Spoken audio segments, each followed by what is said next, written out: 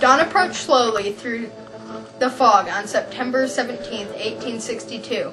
As soldiers tried to wipe away the dampness, cannons began to roar, and sheets of flame burst from hundreds of rifles, opening a 12-hour tempest that swept across the rolling farm fields in western Maryland. A clash between North and South that changed the course of the Civil War, helped free over 4 million Americans, devastated Sharpsburg, and still ranks as the bloodiest one-day battle in American history.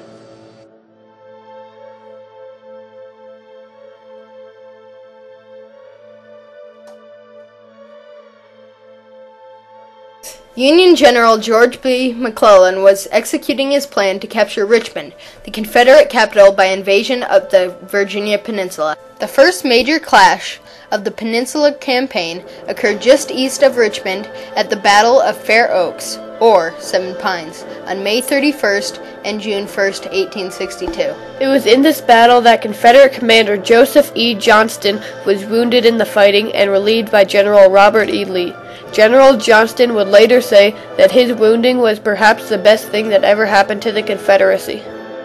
While McClellan pondered his next move, Lee quickly united his small force defending Richmond with that of Jackson from the valley, renamed it the Army of Northern Virginia, and began to turn the situation upside down. Beginning on June 25th, Lee repeatedly attacked the much larger Army of the Potomac in a series of engagements known collectively as the Battle of the 7 Days. None of the battles were Confederate victories, but they kept McClellan off balance and retreating. Lee and his Army of Northern Virginia pushed the Army of the Potomac back down the peninsula to Harrison's Landing on the James. The Federal invasion was effectively over. Soon after, McClellan was ordered back to Washington. Lee headed north and met the Union on the old Bull Run battlefield near Manassas. There, at the Battle of Second Manassas, the Union was thoroughly defeated and sent running back into the defenses of Washington. Virginia was clear of the invader. After Lee's decisive victory at the Second Battle of Bull Run, he decided to keep up his momentum and start heading north. Lee sent half of his army under the command of Stonewall Jackson to capture Harper's Ferry, an important trading city from the north. With the other half of his army, Lee left Frederick and started heading up towards Sharpsburg, Maryland. Meanwhile, McClellan began marching his troops up from Washington. One of the soldiers found a copy of Lee's orders wrapped around a pair of cigars. Now Lee's army was split, and McClellan knew it. McClellan attempted to pinch the Army of Northern Virginia in two. In a series of battles known as Fox's Gap and Turner's Gap, the Confederates held him out. That night, Lee raced his men to Sharpsburg and got there before the Union. McClellan had his chance, but thinking that Lee had already reunited his army with Jackson, he held off and decided to plan his battle.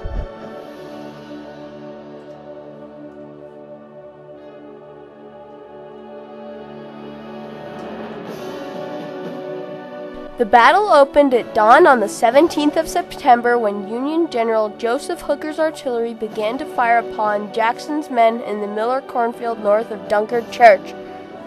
About 7 a.m., Jackson was reinforced and succeeded in driving the Union back. An hour later, Union troops under the command of General Joseph Mansfield counterattacked and by 9 o'clock had regained some of the lost ground. Then, General John Sedgwick's division of Edwin V. Sumner's corps advanced into the West Woods. Their Confederate troops struck Sedgwick's men on both flanks, inflicting great casualties. Meanwhile, General William H. French's division of Sumner's corps moved up to support Sedgwick, but veered south into the Confederates located along the old sunken road, separating the Roulette and the Piper farms. For nearly 4 hours, from 9:30 a.m. to 1 p.m., bitter fighting raged along this road, afterward known as Bloody Lane.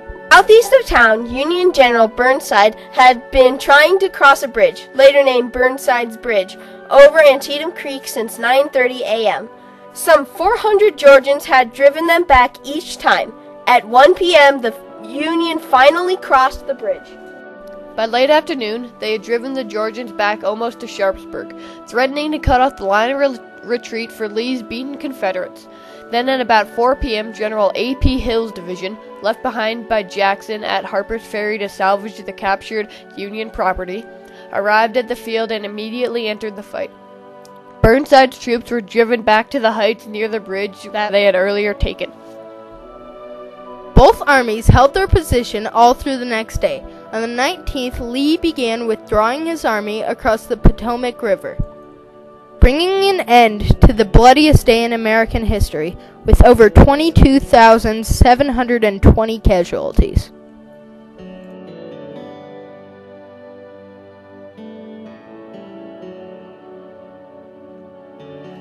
The Battle of Antietam allowed President Abraham Lincoln to issue the Emancipation Proclamation Because President Lincoln was waiting for a Union victory when the morale was high to issue this important document. The Emancipation Proclamation, which on January 1st, 1863, declared free all slaves in states still in rebellion against the United States. Now the war had a dual purpose, to preserve the Union and to abolish slavery.